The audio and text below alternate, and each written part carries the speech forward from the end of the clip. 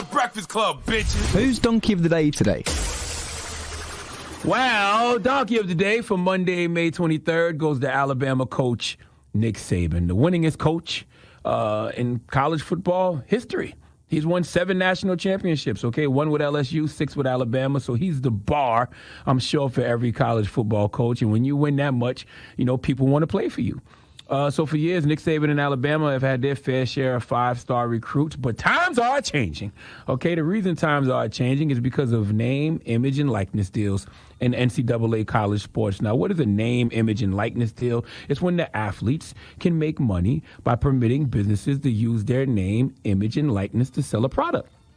You ask me, Uncle Charlotte, Brother Leonard, this is long overdue, and it's going to make a lot of players very wealthy, and rightfully so. Okay, there's absolutely no reason for anyone to be against this because NCAA college sports, especially in basketball and football, are multi-billion-dollar businesses, okay? And historically, everybody at these schools is reaping the benefits of the work these kids are putting in, okay?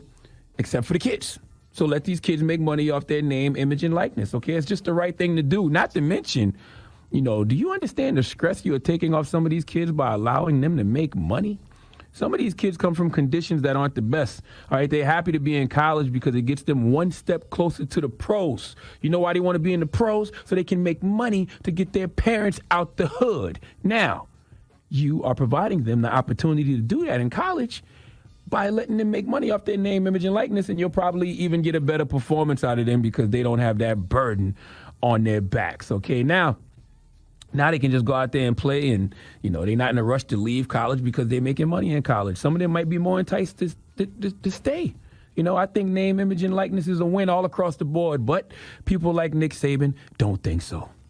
In fact, Nick Saban believes paying high school players under the guise of name, image, and likeness to attend a certain school is bad for college sports. Why is it bad for college sports? Well, when you have HBCUs like Jackson State University and their recruiting class is ranking ahead of several Power 5 programs, and they land Travis Hunter, the #1 recruit in the country, not just land him, but he decommitted from Florida State to go play for Coach Prime in Jackson State. That's what I think Nick Saban means by this is bad for the sport. But he didn't just aim at Deion Sanders. No, he took shots at Texas A&M's Jimbo Fisher, too. He said both of these programs are paying for play. Let's listen to what Nick Saban had to say.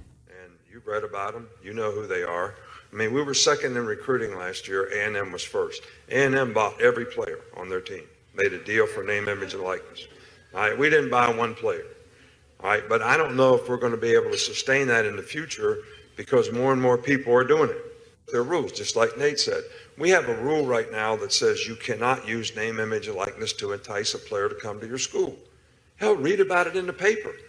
I mean, Jackson State paid a guy $1 million last year that was a really good Division I player to come to school. It was in the paper, and they bragged about it. Oh, I got to take a sip of water. Hold on. I am too dehydrated because it is way too much salt on that cracker. Okay, I mean, the sodium is high. No one man should have all that salty. My God, Nick Saban. Nick Saban sound like Nino Brown on the stand telling on everybody.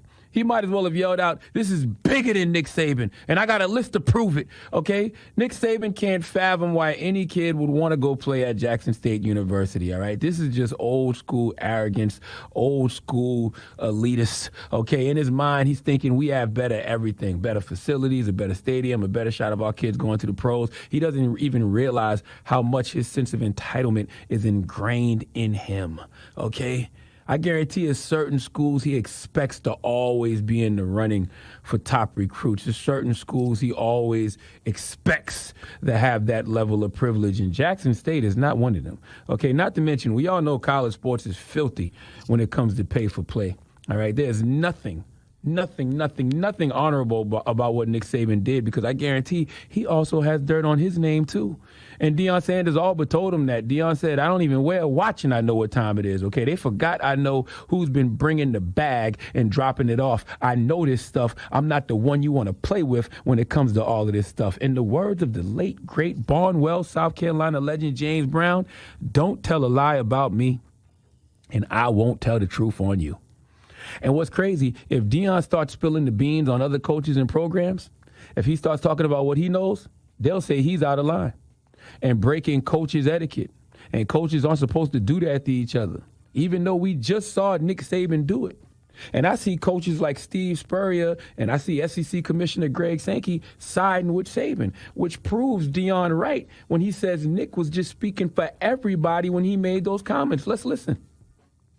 That thing wasn't about me. When I looked through the smoke and through the fire, Coach Saban used me and used Jimbo Fisher as pawns in his plea for help from his boosters and his donors. We were just pawns. So now he was really going at his people to up the ante so that he could outdo Coach Fisher.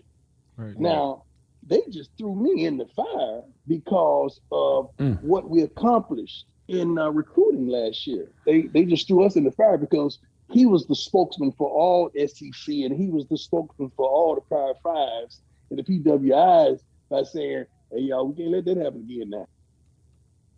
Lord have mercy. Listen, we talk about, protecting people at all costs. I told y'all back in December, don't listen to anything negative you hear about Coach Prime in the media, okay? It's going to be happening as long as he's at Jackson State University. These kind of attacks are typical when you start challenging and disrupting the basic belief that the way things have been going in any industry is the correct way. Okay, for years, PWIs have had advantages in every single category, and that's what always leads the best players in the country to want to go play for them. But now that you have a black athlete, okay, the number one recruit in the country saying he chose Jackson State because historically black colleges and universities have a rich history in football, and he wants to be a part of that history and that future, scary sight for the Nick Sabans of the world because they know they can't compete with culture. You might have more money, you might have more resources, but you ain't black. And you don't have the cultural cachet Deion Sanders has. Nick Saban, you never made must be the money, damn it. Okay? You ain't never made must be the money. Hey, come on now. You don't have the cultural cachet that Deion Sanders has, Nick Saban. Please let Remy Ma give Alabama coach Nick Saban the biggest hee-haw. Hee-haw, hee-haw. You stupid motherfucker. You dumb.